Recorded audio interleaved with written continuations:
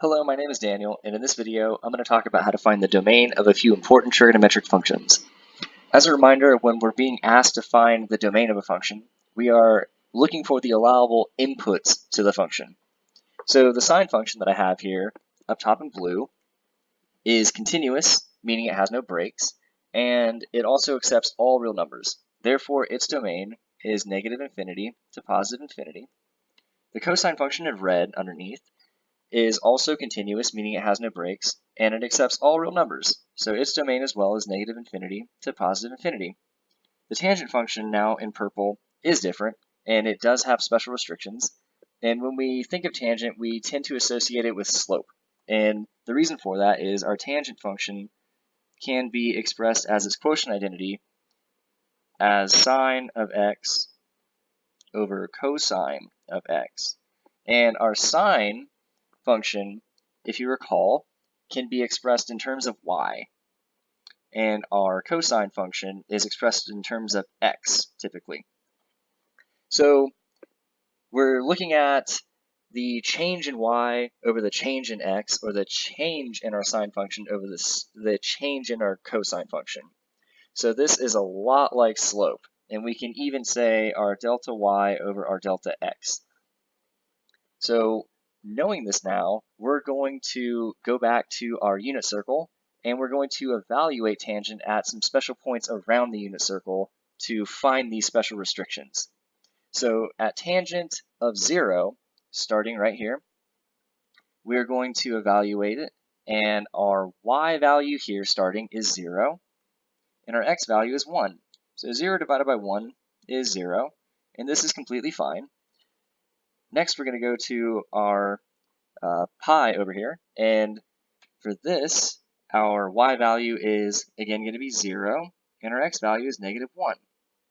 0 divided by negative 1 is just 0, and this is completely fine. Next, moving on to tangent of pi over 2, things are going to be different. So my y value now is 1. However, my x value is going to be 0. So 1 divided by 0 is undefined. So this is definitely not allowed. And again, if we evaluate tangent at 3 pi over 2, so down here, my y value is negative 1, and my x value is again 0. So this is also undefined. So we cannot do that either.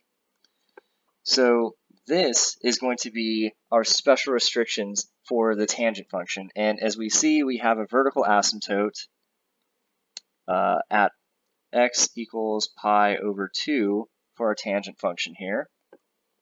And thinking of slope, it's kind of nice to associate it with this vertical line that we have here at 90 degrees and at 270, so at pi over 2 and at 3 pi over 2, the slope is a vertical line. And recall that the slope of a vertical line is indeed undefined. So if I want to, I can also say that starting from pi over 2, if I add pi, I will get back to a value of 3 pi over 2. And if I subtract back pi, I also get back to 3 pi over 2.